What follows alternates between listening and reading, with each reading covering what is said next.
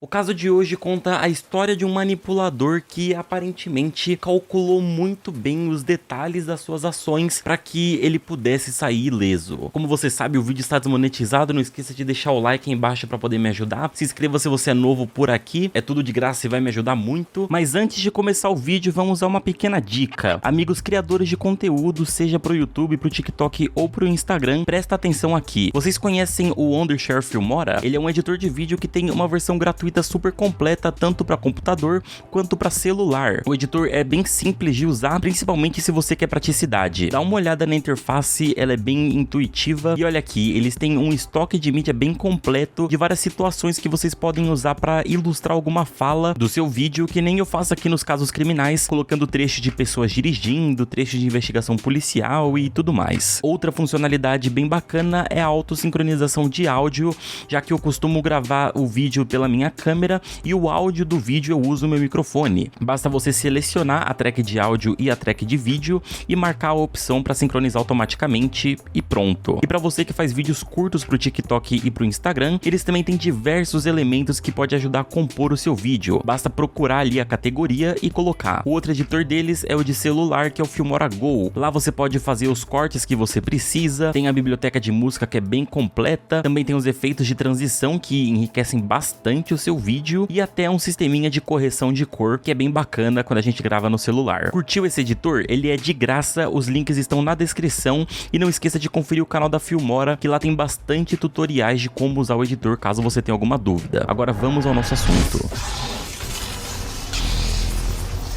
Jared Mike Bullinger, de 60 anos, era um piloto comercial que morava em uma cidade próxima de Salt Lake City. Ele foi descrito pelas pessoas próximas como um homem engraçado, divertido e cuidadoso com os que estavam ao seu redor. Mike era uma pessoa de pessoas, alguém que gostava muito de fazer amizade, então ele sempre puxava papo com quem passava. Foi assim que ele conheceu Nadia Medley, de 47 anos. Nadia estava trabalhando em um spa de massagem em Utah quando Mike entrou, e esse foi o início do que se tornaria uma história de amor. Nadia tinha perdido seu marido há pouco tempo e passava seus dias trabalhando, cuidando da filha Python, enquanto lidava com as emoções que vinham com o luto. Eles conversaram e Mike contou que estava divorciado há 10 anos, e ele parecia verdadeiramente interessado nela. Uma amiga de Nadia, a Rebecca, disse que depois que ela e Mike se conheceram, Nadia começou a sorrir mais e parecia que ela estava voltando a aproveitar a vida de verdade. E de fato ela estava. Mike sempre levava as duas para jantar fora, viajava, fazia trilhas e conhecia lugares novos, sempre com as duas. Além de tratar Nadia como uma rainha, ele fazia questão de colocar Python em primeiro lugar. Eles ficaram tão próximos que ela começou a chamá-lo de pai. A família viajava muito e durante as viagens, Mike ensinou Python a atirar e brincava de luta com ela na grama. Só que uma coisa incomodava Nadia. Ela contou para Rebecca que, apesar de serem muito próximos nesse tipo de coisa, entre quatro paredes não era assim. Mesmo morando próximo um ao outro, ele nunca chamava pra dormir em casa e nem aceitava ir dormir na casa dela. Apesar disso a incomodar profundamente, ela não deixava esse sentimento tomar conta do relacionamento dos dois, afinal era amor verdadeiro, né? Quando Nadia perdeu seu marido, ela ficou atolada em dívidas e pediu ajuda a Mike, que a princípio ignorou esse assunto. Nadia imaginou que ele não tinha dinheiro, mas quando deu uma olhada no contra-cheque dele, descobriu que ele recebia $10.000 por mês. Ela perguntou de novo se ele poderia ajudar, e a resposta foi que ele achava que o namoro estava indo rápido demais e não estava feliz com o rumo que o relacionamento estava levando. Isso gerou uma discussão entre os dois e eles acabaram terminando o namoro. Mas esse término não durou muito e 2 semanas depois ele mandou mensagens de texto dizendo que a separação não foi a melhor coisa para eles e que ele não conseguia ficar longe dela. Para se redimir com Nadia, ele contou que comprou uma fazenda nos arredores da cidade para que finalmente morassem juntos. Nadia estava radiante com a novidade. Ela documentava tudo em fotos e vídeos postados no Facebook.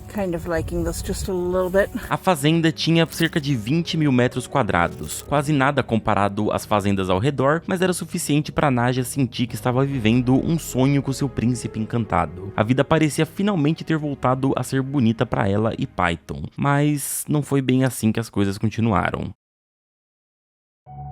Em junho de 2017, Nadia se organizou para fazer uma viagem para Utah para buscar uns cavalos que o Mike tinha comprado para a fazenda, pois naquele dia ele ia estar trabalhando e aí ela iria por ele. Ela combinou com o vendedor de ir até o local combinado naquele dia 9 de junho, mas chegando no momento, ela não compareceu. A pessoa responsável pelos cavalos ligou para ela para saber o que tinha acontecido, porém ela nem atendeu e nem retornou as ligações. Os amigos próximos de Nadia e Peyton passaram pela mesma coisa, tentando contato, mas sem resposta, e foi então que perceberam que tinha algo muito estranho rolando. A última vez que Peyton tinha falado com os amigos foi no dia 6 de junho por meio de mensagens de texto. Eles tentaram então fazer contato com Mike, mas também não conseguiram resposta. Parecia que a família inteira tinha simplesmente evaporado em um piscar de olhos. Foi então que Sydney, amiga de Peyton, pediu a mãe para ligar para a polícia e explicar o que estava acontecendo. A família de Mike também entrou em contato com as autoridades, então eles já estavam sabendo do caso. A polícia então foi até a fazenda da família para ver se encontravam qualquer tipo de informação, e chegando lá eles se depararam com um cheiro forte vindo do celeiro. Os policiais abriram as portas do local e, para surpresa deles, encontraram 3 corpos já em decomposição. Eram os corpos de Nadia, Peyton e uma terceira mulher não conhecida até o momento. As 3 foram mortas da mesma forma, com um tiro na cabeça. Além disso, alguns animais da propriedade, como pássaros e 3 dos cachorros, também foram executados da mesma forma. Por meio da arcada dentária, conseguiram descobrir quem era a terceira mulher encontrada na cena. Seu nome era Cheryl Baker. A princípio, não encontraram nenhuma ligação entre Cheryl, Nadia e Peyton, mas com um pouco de investigação, descobriram o que conectava as 3. Cheryl Baker era a esposa atual de Mike Bullinger. Os dois estiveram casados por 5 anos, ou seja, antes mesmo que ele começasse a namorar com a Nadia. A casa onde Mike e a Cheryl moravam ficava no mesmo bairro que a Nadia e a Peyton moravam. Isso explica o porquê que o Michael não queria dormir na casa delas e nem trazia elas para dormir na casa dele. Aliás, essa fazenda agora onde a mãe e a filha estavam morando foi comprada pela Cheryl. Ela foi convencida a fazer isso pelo Mike, pois eles iriam morar ali quando ambos se aposentassem. Ou seja, a casa em que o Mike chamou a sua namorada e a sua enteada pra morar, na verdade estava sendo paga pela sua esposa que ele escondia. Cheryl sabia onde ficava a fazenda e já tinha visitado o terreno com Mike na época da compra. Ela era uma mulher muito criativa e apaixonada por artesanato, e por isso tinha o sonho de transformar um pedaço da fazenda em um estúdio de arte. Ela tinha visitado o espaço apenas uma vez, pois Mike dizia que estava tomando conta das obras e ela não precisava ir até lá, e disse pra ela ir só no momento da mudança quando ambos se aposentassem. Só que esse momento chegou mais cedo para Cheryl, que tinha se aposentado da carreira de professora no dia 6 de junho daquele ano. Sendo assim, ela decidiu que, sem ter obrigações, era hora de visitar o local que seria seu lar definitivo. Além disso, ela queria ficar mais tempo com o marido, que parecia estar se distanciando por conta do trabalho. Ao chegar no local, Cheryl ficou assustada em ver como a obra tinha andado rápido. Afinal, já tinha uma casa erguida e mobiliada no local, galinheiros, espaço para os demais animais, além de um carro estacionado que não era de Mike. Ela então estacionou o carro e foi até a casa procurando pelo seu marido, e quando olhou pela janela se deparou com uma adulta e uma adolescente lá dentro. Foi aí então que, depois de alguns minutos de conversa, Nadia e Cheryl se entenderam e perceberam tudo o que estava rolando. Obviamente elas ficaram muito chateadas com a descoberta, e nesse meio tempo o Mike chegou na fazenda. Ao se deparar com as suas 2 mulheres e ver o seu castelo de mentiras decaindo, os investigadores assumem que ele começou a agir de forma violenta, o que acabou resultando na morte das 3. Tudo o que aconteceu após a chegada da Cheryl na fazenda é desconhecido e foi especulado pelos investigadores. A única pessoa que poderia saber o que de fato aconteceu é Jared Mike, mas ele estava desaparecido. Os familiares de Cheryl contam que em nenhum momento, nem eles e nem a própria Cheryl desconfiaram do que estava acontecendo, pois Mike nunca faltou com ela como marido, e nem parecia querer se distanciar dela para ficar com Nadia. Uma teoria levantada pelos familiares de Cheryl diz que a intenção de Jared era que ela vendesse a casa em que eles moravam, assim ele ficaria com parte do dinheiro e a largaria.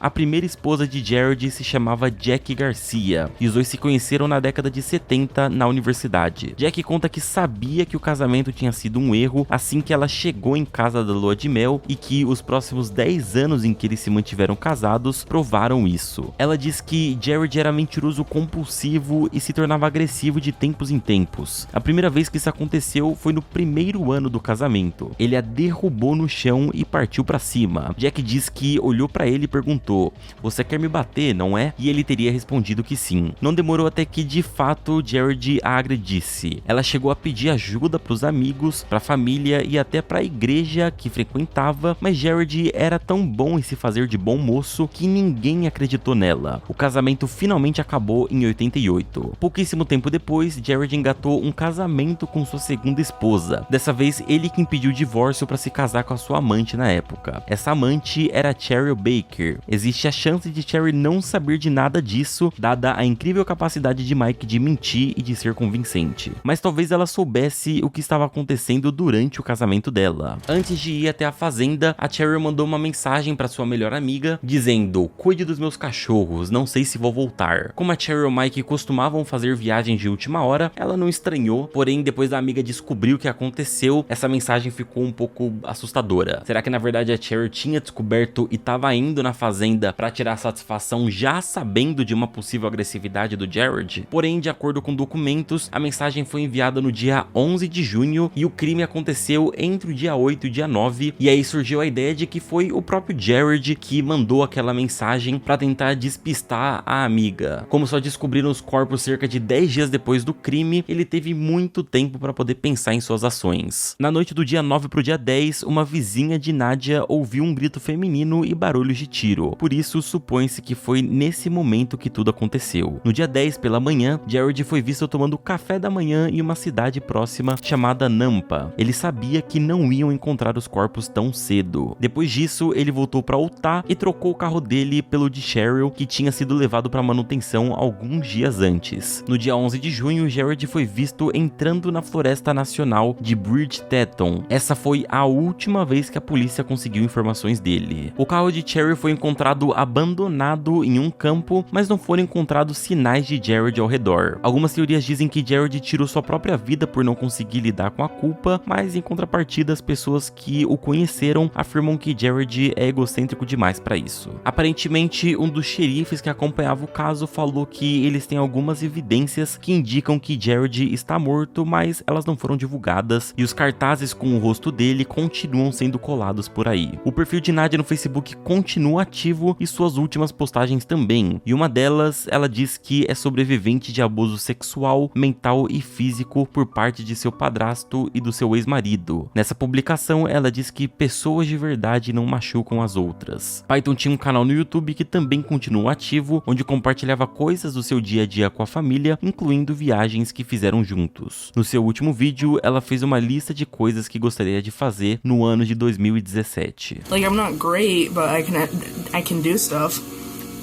And so hopefully I'll be able to do that more, but it's just altogether just doing things that'll make me happier. Do things that'll make you happier. Like, don't just sit here saying, you know what, I'm gonna do that and it'll be great. No, do something. Actually do it. Do something that will make you happy. Do something that will impact your life for the better. If that's getting rid of some of the friends that treat you like complete, then get rid of them. If you want to go talk to that hot guy at your school that you've had a crush on forever, do it. Don't just wait for the right moment, because guess what? There will never be a right moment.